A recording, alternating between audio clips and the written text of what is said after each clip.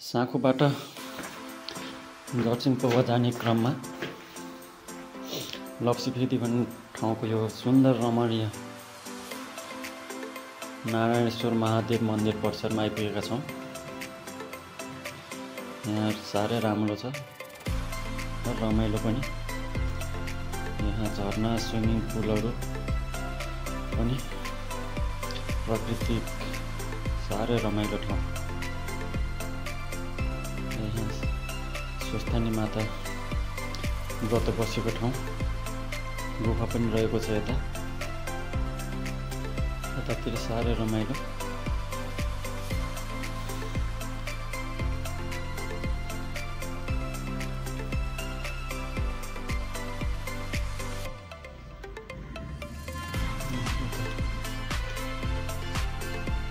सरस्वती माता ध्यान केन्द्र रहेको छ यता माथि।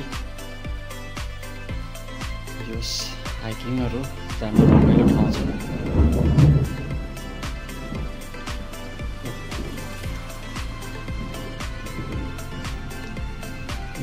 कति रमाइलो ठाउँ छ यहाँ।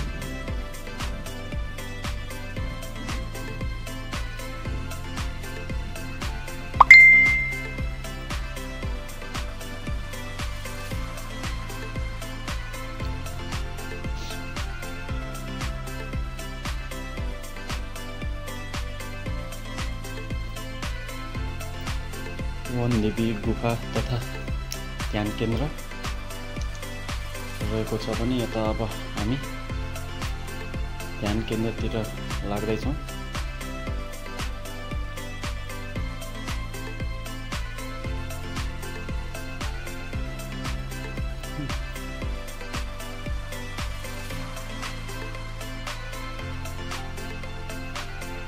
काठमाडौँबाट नजिकै रहेको यो ठाउँ साह्रै रमाइलो छ।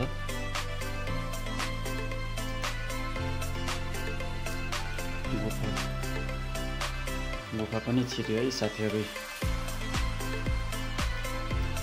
साह्रै रमाइलो छ।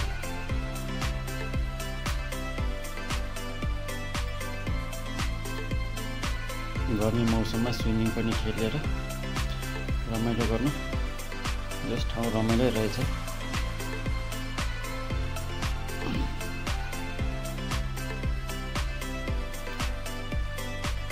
अब हामी जर्सिङ पौवातिर लाग्नेछौँ।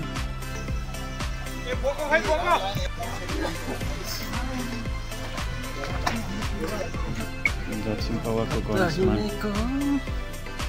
पार्क यहाँ पनि साह्रै रमाइलो छ। हावा मजाले चल्छ। यहाँबाट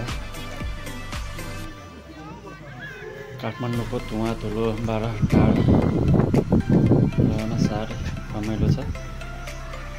यहाँलाई नगरकोट पनि देखिएको छ। यहाँबाट नजिकै नगरकोट गाउँको भ्यूहरू यहाँबाट मजाले देखिन्छ। स्पोटहरू पार्क पखापा निर्माण हुँदै गरेको रहेछ। हामी यहाँ आएर खाजा खाने सुसार गर्दैछौँ। साथीहरू खाजा खानलाई खाजा राख्ने व्यवस्था मिलाउँदै हुनुहुन्छ। कहाँ बनाउनु छैन?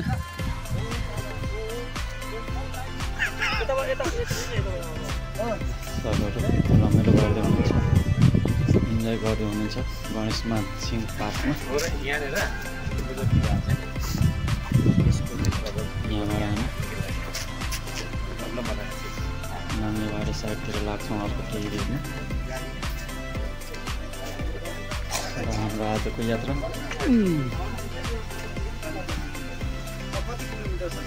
पौवा चाहिँ कहाँ छ? यो यहाँको पौवा चाहिँ कहाँ छ?